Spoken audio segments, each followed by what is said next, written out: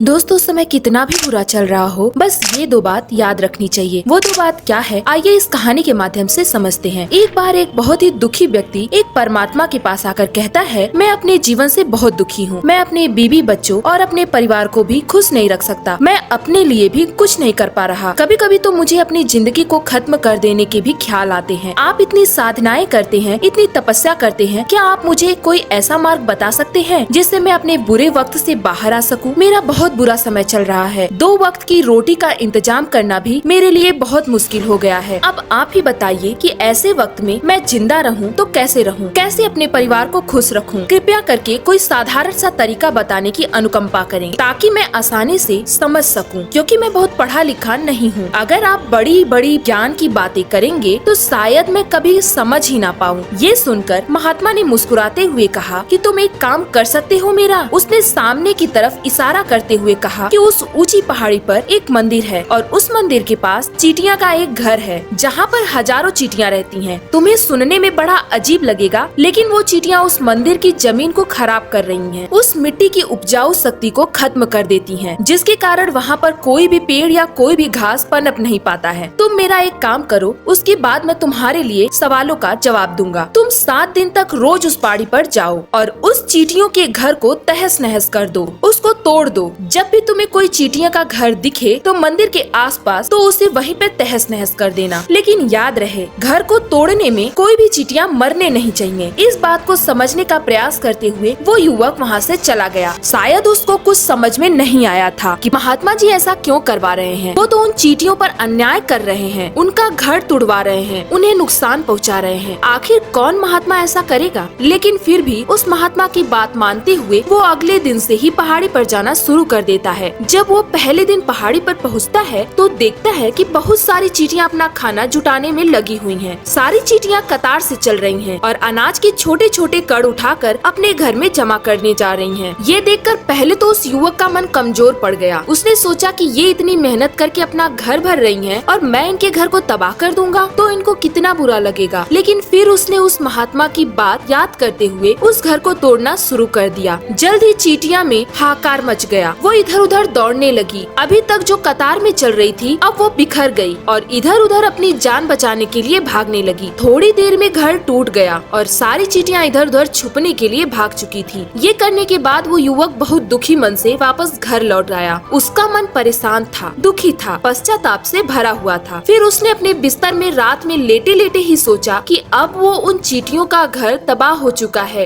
अब वो वापस जाने से क्या प्रयोजन है? अब क्या फायदा होगा? क्योंकि चींटियां का घर तहस नहस करने के लिए महात्मा जी ने कहा था, जो मैं कर चुका हूँ। लेकिन फिर कुछ समय सोचकर अगले दिन उसने फिर से जाने का निश्चय किया और अगले दिन सुबह सुबह उठकर वो वापस उसी पहाड़ी पर पहुँच जाता है। पहाड़ी पर पहुंचकर वो उसी जगह पर पहुंचता है जहाँ पिछले सुबह उसने उस घर को तहस नहस कर दिया था। लेकिन वो ये देखकर चौंक जाता है कि उन चींटियों ने फिर से अपना घर उसी जगह पर बना लिया था और अब वो फिर से अपने घर के लिए सामान इकट्ठा करने में जुटी हुई थी। उस आदमी को देखकर लगा कि ये चींटियां कितनी मूर्ख है। इनको पता है कि कल ही इनका घर इसी जगह पर तबाह किया गया है और उसी जगह पर इन्होंने फिर से नया घर भी बना लिया। और ये सोचकर वो आदमी हंसने को हुआ। लेकिन फिर से महात्मा की बात याद करते हुए उसने उन चींटियों का घर फिर से तबाह करना शुरू कर दिया। फिर से उन चींटियों में हलचल मच गई और थोड़ी देर में वो चींटियां इधर उधर अपनी जान बचाने के लिए भागने लगी। कुछ देर में उनका घर फिर से नष्ट हो गया और वो युवक थोड़ा संतोष के भाव से कि इस बार तो मैंने अच्छी तरह से उस घर को तबाह कर दिया है। अब तो वो चींटियां वहाँ पर अपना घर बना ही नहीं पाएंगी। इसलिए जाने से पहले उसने उस घर पर ठंडा पानी भी डाल दिया ताकि चींटियां वहाँ पर अपना घर न बना सके। और इस तरह अपना कर्म पूरा करके वो युवक फिर से अपने घर लौट आया। आज रात में सोते वक्त फिर से वो इंसान यही सोच रहा था कि क्या महात्मा ये सही करवा रहे हैं? क्या किसी का घर तबाह करना किसी सिद्ध पुरुष को शोभा देता है? क्या हो अगर वो महात्मा सिद्ध पुरुष हो ही ना? क्या होगा अगर वो मुझे बेवकूफ बना रहे हो? लेकिन फिर उसने निश्चय किया कि मैंने अपने अपने काम को पहले पूरा कर लेता हूँ, उसके बाद ही पता चलेगा कि महात्मा मुझसे ऐसा क्यों करवा रहे हैं। और यही सोचकर वो रात में सो जाता है। अगले दिन सुबह उठकर वो फिर से उसी पहाड़ी की ओर निकल जाता है। पहाड़ी पर पहुंचकर वो उसी जगह पर पहुंचता है जहाँ पर उसने उनके घर को तबाह कर दिया था। और वो ये देखकर खुश हो जाता है कि वहाँ पर कोई भी घर नहीं था, सारी चींटियां वहाँ से भाग चुकी थी। अब उसने सोचा कि अब मेरा रोज रोज आने का क्या बात है, क्योंकि चींटियां तो अपना घर बदल चुकी हैं और महात्मा जी ने मुझे 7वें दिन आने के लिए कहा था,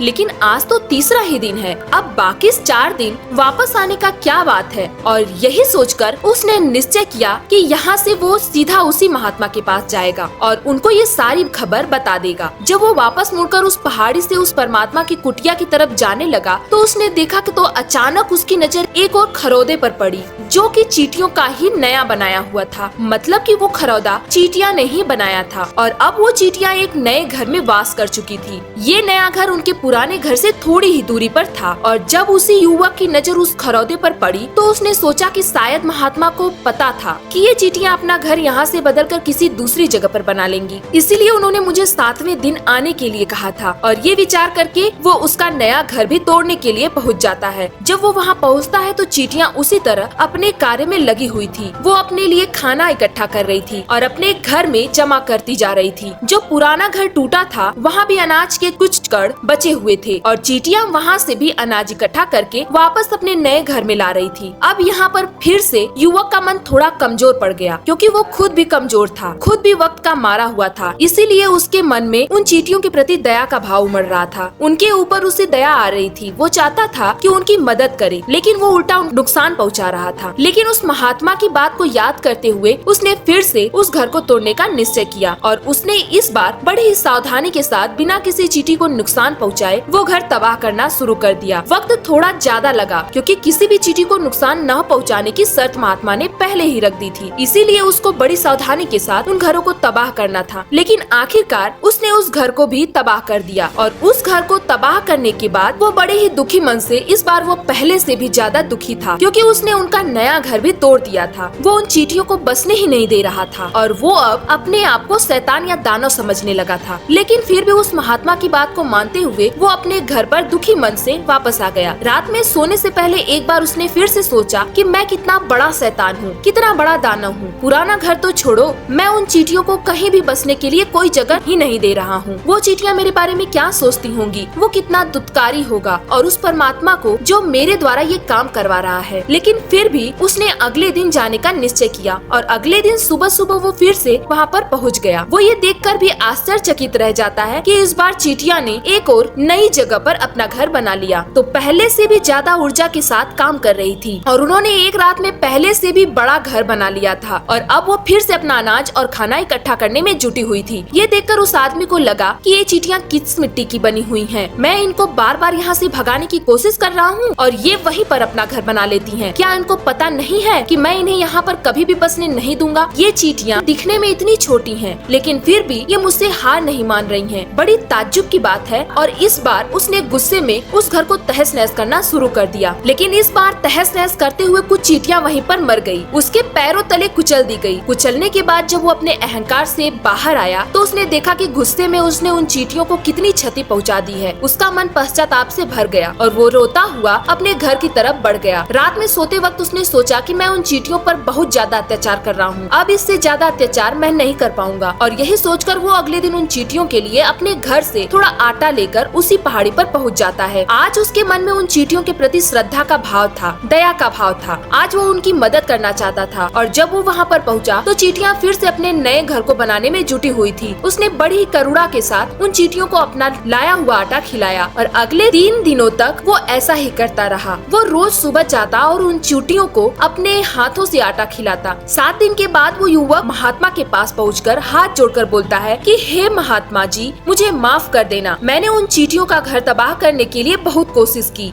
मैंने उनका घर तबाह किया, एक बार नहीं 4 बार मैंने उनका घर तोड़ा। उसके बाद मैं हिम्मत नहीं कर पाया, उनके घर को नहीं तोड़ पाया। मैं समझ सकता हूँ कि मैंने आपका काम पूरा नहीं किया है और इसके बदले आप मुझे वो तरीका भी नहीं बताएंगे जो कि मुझे मेरे बुरे समय से बाहर निकाल सके। लेकिन मुझे इसका कोई खेद नहीं है। मुझे लगता है कि मैंने जो किया वो सही किया, इसीलिए मैं आपसे आज्ञा लेकर वापस जा रहा हूँ। कृपया मुझे वापस बस अपने घर जाने की आज्ञा दीजिए। ये सुनकर महात्मा ने मुस्कुराते हुए कहा कि अरे बेटा, कहाँ चल दिए, रुको तो, सही जलपान तो कर लो, थोड़ी देर ठहर जाओ, उसके बाद चले जाना। ये कहकर वो महात्मा उस युवक के लिए पानी लेकर आता है। पानी पिलाने के बाद महात्मा उस युवक से पूछता है कि तुम मुझे ये बताओ कि आखिर तुम उन चींटियों का घर तबाह क्यों नहीं कर सके? वो चींटियां तो छोटी छोटी हैं और तुम इतने विशालकाय हो, फिर भी तुम उन छोटी छोटी चींटियों का घर तबाह नहीं कर पाए। कहाँ है तुम्हारी शक्ति, तुम्हारा बाहुबल? इसका जवाब देते हुए उस युवक ने कहा कि हे महात्मा, मैंने उन चींटियों का घर तबाह कर दिया था, बार बार किया था। एक बार तो अपने गुस्से में उन चींटियों को भी अब मैंने हानि पहुंचा दी थी, लेकिन जिस दिन मैंने उनको हानि पहुंचाई उसी दिन मेरे को लगा कि मैं इनको क्यों हानि पहुंचा रहा हूँ, क्यों इनको इतना तकलीफ दे रहा हूँ, और उसी दिन से मैंने उनको क्षति पहुंचाने के बजाय, नुकसान पहुंचाने के बजाय उनकी सहायता करनी शुरू कर दी। ये सुनकर उस महात्मा ने कहा कि ये ही तो सीखने की बात है। एक छोटी सी चींटी हमें जीवन का संदेश दे जाती है। मैंने तुम्हें उन चींटियों का घर तबाह करने के लिए नहीं भेजा था, मैंने तुम्हें भेजा था ताकि तुम उन चींटियों से कुछ सीख ले सको। तुम्हें क्या सीख मिली उन चींटियों से, क्या मुझे बता सकते हो? ये सुनकर उस युवक ने पूरी कहानी बयां कर दी। पूरी कहानी सुनने के बाद महात्मा ने मुस्कुराते हुए कहा कि बेटा, पहली सीख जो इन चींटियों से लेने की थी वो ये थी कि तुमने कितनी ही बार उनके घर को तोड़ने की कोशिश की, कितनी ही बार प्रयास किया कि उनका घर तबाह हो जाए, लेकिन वो हर बार अपना नया घर बना लेती थी। उन्होंने कभी भी हार नहीं मानी। अगर वो हार मान लेती तो वो चींटियां तुम्हें वहाँ पर नहीं मिलती। जीवन कर्मशीलता का नाम है, लेकिन हम मनुष्य एक दो बार हार मिलने पर ही टूट जाते हैं, हताश हो जाते हैं, फिर जीवन में प्रयास ही नहीं करते। और कुछ लोग तो अपनी जिंदगी को खत्म करने का उतारू हो जाते हैं। लेकिन जानवरों में तुमने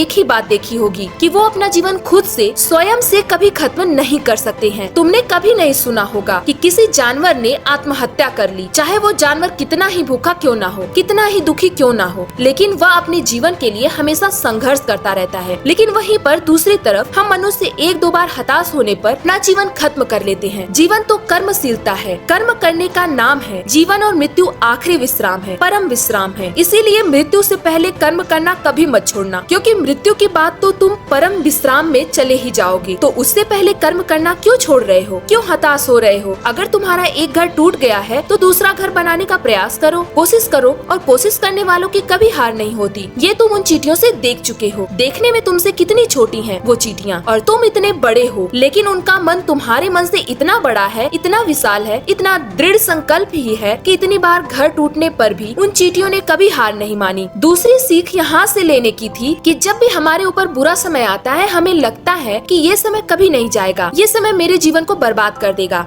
मुझे कभी नहीं जीने देगा। और अपने इन्हीं ख्यालों में, अपने इन्हीं विचारों से, जिनकी असलियत में कोई भी अस्तित्व नहीं है, वो सिर्फ विचार हैं, और वही विचार हमारे मन को दुखी कर देते हैं, और इसीलिए हम प्रयास करना भी छोड़ देते हैं। लेकिन तुम खुद सोचो कि बार बार प्रकृति हमें क्षति पहुंचाएगी, नुकसान पहुंचाएगी, लेकिन कब तक? अगर हम बार बार फिर से उठ के फिर से नया प्रयास करते रहेंगे, प्रकृति भी हमारे सामने घुटने टेक देगी, और वो भी एक दिन हमारे ऊपर दयावान हो जाएगी, कृपालु हो जाएगी, और वो हमें सब कुछ देने लगेगी जिसकी हमने कभी कामना की थी। तुमने खुद देखा है कि तुम उन चींटियों को तबाह करने के लिए पहुँचे थे, लेकिन बाद में तुम उन्हीं चींटियों को अनाज और आटा देने लगे। तुम उन चींटियों पर कृपालु हो गए। और उन चींटियों पर कृपालु क्यों हुए? क्योंकि तुमने देखा कि वो चींटियां हार ही नहीं मान रही थी। इसी तरह अगर तुम भी अपने जीवन में कभी हार नहीं मानोगे तो एक ना एक दिन ये प्रकृति तुम्हें वो सब कुछ देगी जो तुम अपने जीवन में पाना चाहते हो। इसीलिए दो सीख याद रखना, कर्मशीलता, कार्य करते जाना, और दूसरा कि एक ना एक दिन प्रकृति तुम्हारी उस कर्म का परिणाम तुम्हें जरूर देगी।